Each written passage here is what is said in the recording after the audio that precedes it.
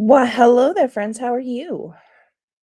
With how cold it is outside right now, I am very thankful for the Caribbean theme to my intro song because it reminds me of the islands where it's nice and warm and not this cold, windy, rainy, snowy, gross winter weather. I'm not a fan of winter, if you couldn't tell. How are you? I hope you had a great week. Man, I am tired. Just this week before Christmas just gets extremely busy and crazy, and I am so tired. Yesterday I had a migraine, so I was like, I am not going to be streaming tonight. So we are going to do it tonight, and I have some interesting things to share with you. I'm going to admit my research was a little rushed this week, just simply because of all the things that are going on. But we're going to be reading John chapter 2. So let me pull that up on the screen here for you. I want to share my screen. There we go. And my husband's walking around out in the kitchen. All right. So, before we read this, I wanted to actually just kind of briefly touch on some of the historical significance of John chapter 2.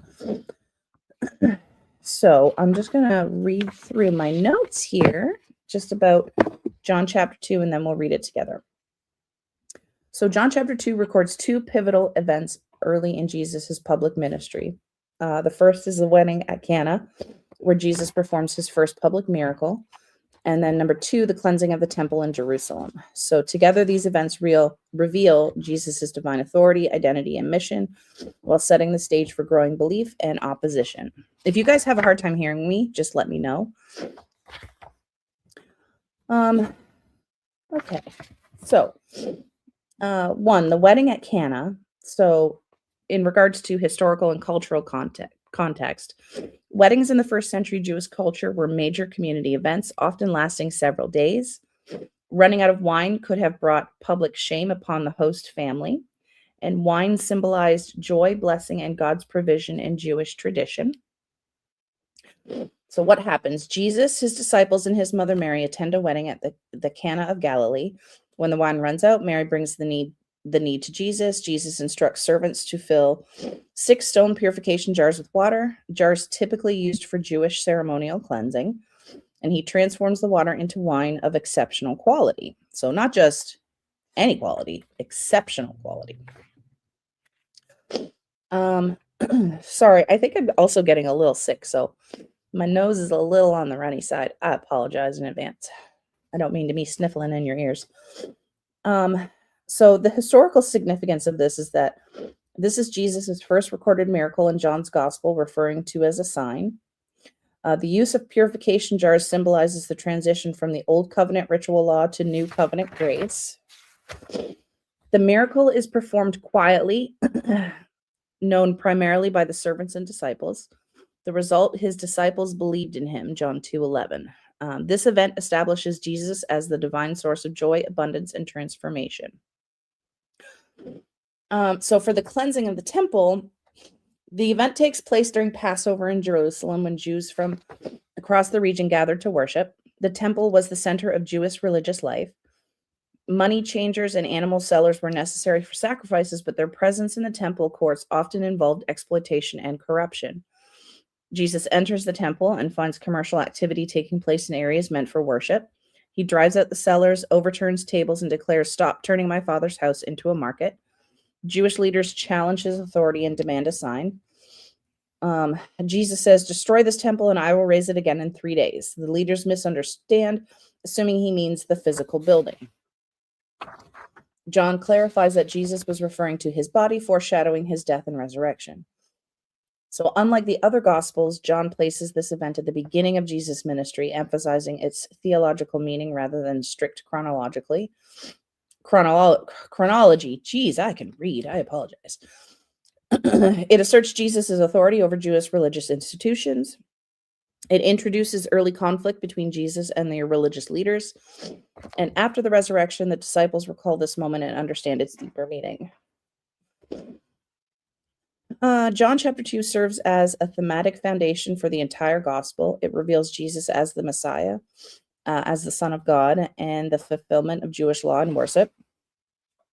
It introduces the idea that true worship is no longer centered on a building. God's presence is found in Christ himself. It contrasts quiet belief. What are you doing? We literally just finished dinner an hour ago.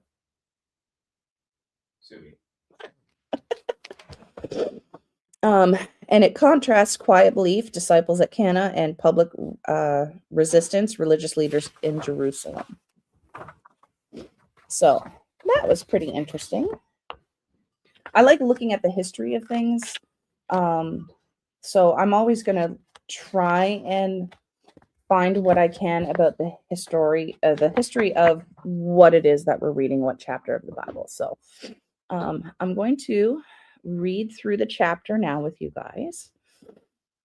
So this is John chapter 2. This is the NIV version. This is the version that my church uses. I personally own an NLT and an NIV, and I prefer the NLT, but for the study's sake, I'm doing the NIV. I also wanted to, and I said this a number of times in my first Bible study video, that I'm not an expert and I'm not trying to teach anyone. I am just sharing what I'm learning as I'm doing this Bible study.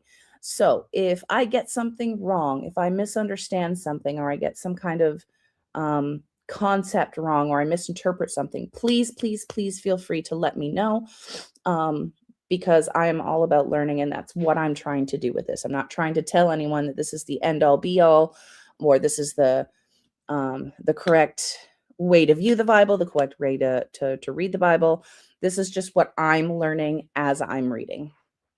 And I'm hoping that eventually some people will come in and share their own interpretations of this Bible study. So let's get into the reading. Jesus changes water into wine. So on the third day, a wedding took place at Cana in Galilee. Jesus' mother was there, and Jesus and his disciples had also been invited to the wedding. When the wine was gone, Jesus' mother said to him, "They have no more wine." "Woman, why do you involve me?" Jesus replied, "My hour has not yet come." His mother said to the servants, "Do whatever he tells you." Nearby stood 6 stone water jars, the kind used by the Jews for ceremonial washing, each holding from 20 to 30 gallons. Jesus said to the servants, "Fill the jars with water." So they filled them to the brim. Then he told them, "Now draw some out and take it to the master of the banquet." They did so, and the master of the banquet tasted the water that had been turned into wine. He did not realize where it had come from, though the servants who had drawn the water knew. Then he called the bridegroom aside and said, "Everyone brings out the choice wine first, and then the cheaper wine after the guests have had too much to drink. But you have saved the best till now." What Jesus did here in Cana in Galilee was the first of the signs through which he revealed his glory, and his disciples believed him. After this, he went down to Capernaum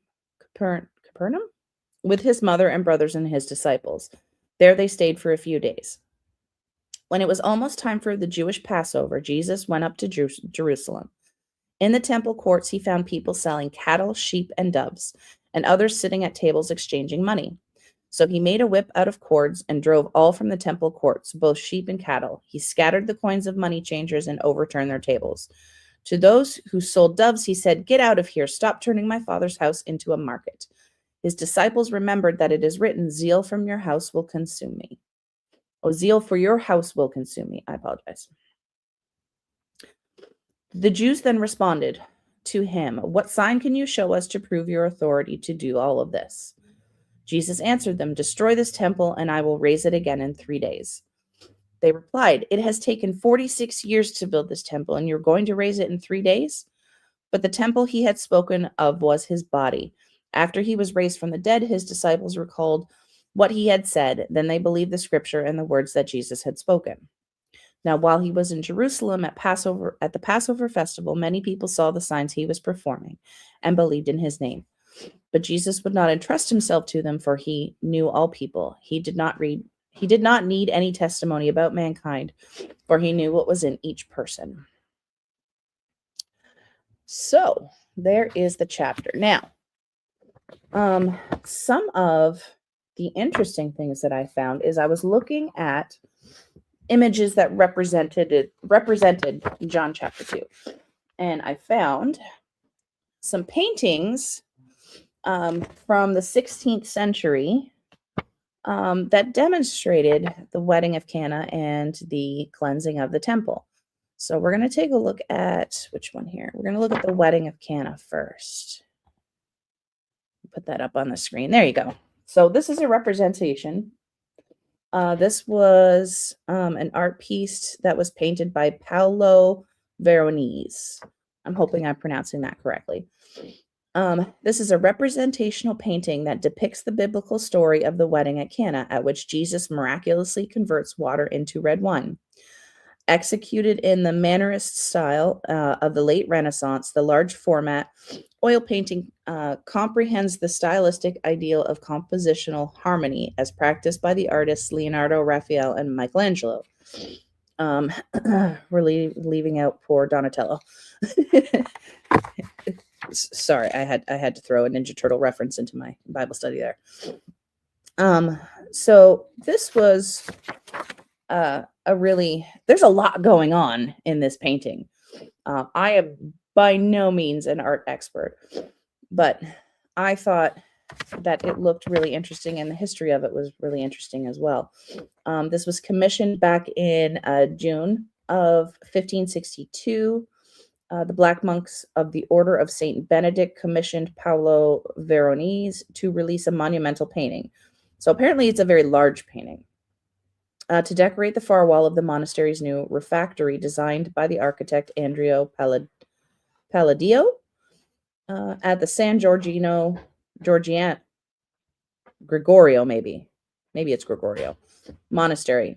In their business contract for the commission of the wedding of the Feast of Cana, the Benedictine monks stipulated that the Veronese be paid 324 ducats, be paid at the cost of his personal and domestic maintenance, to be provided a barrel of wine, and be fed in the refectory. So, I mean, he got paid in wine too. That's not bad. So some of the information here is just like the style that it was painted in, what it's framed. For example, the wedding banquet is framed with Greek and Roman architecture from classical antiquity with architecture of the Renaissance, Veronese's contemporary era. Among the wedding guests are historical personages such as the monarchs Eleanor of Austria, Francis I of France, and Mary I of England. Suleiman the Magnificent, the 10th Sultan of the Ottoman Empire, and the Holy Roman Emperor Charles V. The poetess Vittoria, boy, these names, Vittoria Colonna, the diplomat Marcantonio Barbero, and the architect Daniel Barbero. The nobleman Julian Gonzaga. So I'm assuming that some of these people wouldn't have been present. I'm not entirely sure, but it's an interesting piece nonetheless. So I thought I would just share that. Now, I did find another one with not as much information as this particular painting. But this one is the cleansing of the temple. And like I said, I didn't find as much information about this one.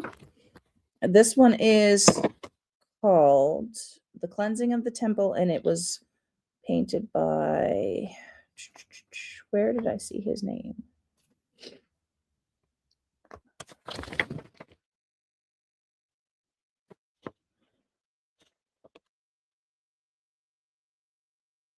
El Greco? Yeah, El Greco. I think that's, yeah. All right. So in all four canonical gospels, oh boy, I can't English today, people. I apologize profusely. Of the Christian New Testament, the cleansing of the temple narrative tells of Jesus expelling the merchants and the money changers from the temple in Jerusalem. In this account, Jesus and his disciples traveled to Jerusalem for Passover, where Jesus expels the merchants and the consumers from the temple, accusing them of turning it into a den of thieves and a market through their commercial activities. So the narrative occurs near the end of the Synoptic Gospels and near the start of the Gospel of John, which is John chapter 2. Most historians agree that an actual event took place, although some scholars believe that the accounts refer to two separate incidents, given that the Gospel of John also includes more than one Passover. This scene is a common motif in Christian art. Yeah, so I thought that would be interesting to share with you. I'm not an art critic or expert or any of that. I don't even paint. So, but I thought that would be something interesting to share with you guys. So let's get into the actual Bible study, because I do have a lot of information on our questions this evening. So the first question, and there's only 4, why do you think Jesus's first miracle was at a wedding feast? What does this reveal about his heart? Now, as I stated earlier in this stream, I'm not an expert. I'm still learning myself. So I did need a little help with these questions because I honestly didn't know. I don't know. I didn't really know how to put it into words what exactly this string of verses about the wedding could have meant about Jesus's heart. So I put together some help and found some answers. And there's quite a bit, actually. So the first point is that a wedding represents covenant and joy. So in Jewish scripture, marriage is a covenant, not just a celebration. God often describes his relationship with Israel as a marriage. For example, Isaiah 54, Hosea 2, and Jeremiah 2. Joyful feasts were signs of God's blessing and presence. By performing his first miracle at a wedding, Jesus signals that he has come to restore covenant relationship, and he brings joy, not shame or scarcity. This sets the tone for his ministry, redemption through relationship, not ritual alone. Jesus doesn't begin with a miracle in the temple or a palace. He begins at a small town, a family celebration, and a moment of quiet need. This tells us something powerful. God meets people in everyday life, and sacred moments happen in ordinary places. It shows that marriage, family, celebration, and community matter deeply to God. The purification to transformation. So this represents the transformation from the old to the new covenant. The miracle uses stone jars meant for Jewish purification rituals. So symbolically, it's the old system focused on external cleansing. Jesus brings internal, abundant transformation. The water to wine is not just a miracle. It represents the shift from law to grace, from preparation to fulfillment, and from expectation to arrival. And it's good wine, pointing out the generosity of God's kingdom. The wine also symbolizes messianic promise. So in Jewish expectation, the Messiah's arrival would usher in a time of overflowing wine and joy. So I guess this kind of quite literally represents that. Jesus doesn't just provide wine, he provides it in abundance. This quietly declares that the messianic age has begun. But he does it without spectacle. The servants know, the disciples believe, the crowd just enjoys the feast. So he doesn't need the recognition so much as he's doing it quietly. So with the bridegroom theme hinting at his identity, later Jesus refers to himself as the bridegroom. This miracle foreshadows Christ as the true bridegroom, the church as his bride, and the future wedding feast of the Lamb from Revelation 19. In other words, his ministry begins at a wedding. It culminates in an external wedding celebration, and it's not accidental, it's a narrative arc. Grace also begins where shame could have ended the story. So running out of wine would have meant social humiliation, a memory of failure tied to the couple's marriage. Jesus intervenes quietly and completely with no public embarrassment, no rebuke, and just abundance. This mirrors how he works through the gospel. He meets human inadequacy with grace, and he restores dignity before anyone even knows that it's missing. Okay. All right. I would have never come up all of that on my own. So I appreciate the internet and being able to do research and reading and people doing Bible studies before me. All right, so our next question is, how do Mary's words, "Do whatever he tells you," speak to your faith today? So I guess when looking at that question, I was like, I'm not sure if there's a right answer or a wrong answer here, how I could share this. And I honestly wasn't quite sure how to answer it, other than a very basic type of, well, do whatever he tells you is a way of showing obedience to God, is that your obedience is expected, that you should just do what God tells you. And that just kind of seemed, well, overall, it seems like that's the theme, and that's the right answer. I knew that there was more to it than that. So I'm just going to go through some of the points that I found in regards to that. So faith that trusts without knowing the outcome. So Mary does not tell the servants what Jesus will do. She doesn't even say that he will do anything. She simply trusts his wisdom, his timing, his authority. This is faith that releases control, believing God is at work even when the solution is unclear, which can be honestly very, very difficult to do. I suffer from anxiety, so not knowing things causes more anxiety. So it has been a struggle for me to trust in faith, and believe that things are going to happen as they are supposed to happen. And ultimately, in the end, they end up happening as they're supposed to. But I personally need to work on having more of that trust. Faith that listens more than it speaks. So Mary's role is striking because she identifies the need, she steps back, and she points others to Jesus. She does not argue with Jesus, pressure him, insert herself into the miracle. Her faith understands that obedience flows from listening, not demanding, which, that makes sense.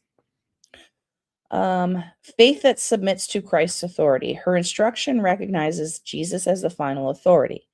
Whatever he tells you acknowledges Jesus' leadership, his divine insight, his right to command obedience. True faith submits before understanding. Faith that invites obedience before evidence. At that moment, there is no miracle yet. There's no visual sign of change, only empty stone jars. The servants obey before seeing the result. Mary's words teach us that faith often acts ahead of proof. Obedience is not a response to miracles, it's often the doorway to them. Faith that makes space for God to work. So Mary does not try to fix the problem herself. She brings the need to Jesus and then gets out of the way. That's a profound model of faith. So it presents the need, trust God with the process, and leave room for his work. Faith that applies to everyone. So Mary doesn't say, do what I tell you, or do what makes sense, or do what seems safe. Her words apply universally to servants, disciples, and believers across generations. They become a timeless faith statement. Trust Christ completely, obey him fully. So, why does this matter spiritually? Well, John 2:5 is not just advice for servants at a wedding. It's a blueprint for discipleship. Faith, according to Mary's words, looks like trust without explanation, obedience without guarantees, surrender without spotlight. It's no accident that the miracle follows after those words. So that was a lot more in depth than my basic thought of it's trust in God and obeying God. So yeah. Number 3, why do you think Jesus was so passionate about cleansing the temple? So the temple represented God's dwelling place. For first century Jews, the temple wasn't just a building. It symbolized God's presence among his people and the meeting place between heaven and earth. When Jesus sees it turned into a marketplace, he's witnessing the distortion of something sacred. That's why he says, "Stop turning my father's house into a market." John 2:16. This is personal. He calls it my father's house, a direct claim to the divine relationship and authority. Worship has been replaced with exploitation. So money changers and animal sellers were supposed to help pilgrims, but in practice, prices were often inflated. Worshippers, especially the poor, were exploited, and access to God became transactional. Jesus' anger was not about the commerce itself, it's about barriers being placed between people and God. His passion flows from justice and compassion. The court of Gentiles was being corrupted. The selling took place in the outer courts where Gentiles could pray. By filling that space with noise, animals, and money, non Jews were effectively pushed out. God's house was no longer a place of prayer for all nations. Jesus is defending the spiritual access of those in the margins. Zeal for God's house consumes him. So John explicitly ties Jesus' actions to Psalm 69:9. Zeal for your house will consume me. This isn't a loss of control, it's fulfillment of scripture. His passion is prophetic, messianic, and costly. That same zeal will ultimately lead him to the cross. I really need to work on my enunciation of these words because I don't know how to pronounce some of these sometimes. My goodness, how embarrassing. Jesus is declaring authority over the temple. So by cleansing the temple, Jesus is doing something only a prophet or God himself could do. He's signaling the temple leadership has failed, God is reclaiming his house, and true worship is being redefined. This act places him in direct confrontation with religious authorities. Religious authorities. So the temple pointed to something greater. When challenged, Jesus says, "Destroy this temple and I will raise it again in 3 days." John clarifies that Jesus is speaking about his body. This moment marks a turning point. Worship will no longer be centered on a building, and God's presence will dwell in Christ himself. His passion reflects the gravity of that shift. Love, not rage, is the root. So it's easy to read this as anger alone, but underneath is a deep love. Love for God's holiness, love for true worship, and love for people being misled or excluded. Jesus is passionate because what is sacred is being violated. The wedding at Cana and the cleansing of the temple together give us one of the clearest portraits of how Jesus' kindness and authority are perfectly balanced and never in competition. All right. So, last but not least, what do these two events reveal about the balance of Jesus' kindness and authority? Well, I mean, that one statement kind of summed it all up, didn't it? But I have some more information. So, kindness without authority would be weak. Authority without kindness would be harsh. So, Jesus embodies both fully and simultaneously. John 2 shows us tender compassion at a wedding and unyielding authority in the temple. Same Jesus, same chapter. At Cana, kindness that preserves dignity. So at the wedding, Jesus responds to an unspoken social crisis, acts quietly without drawing attention, and saves a family from shame.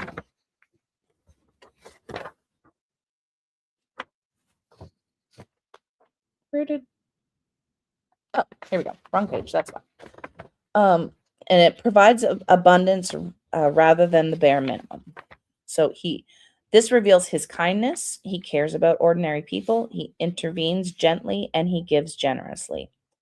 But even here, there is authority. He commands the servants, creation itself obeys him, and water becomes wine at his word. His kindness is not passive, it's powerful. In the temple, authority that protects what is sacred.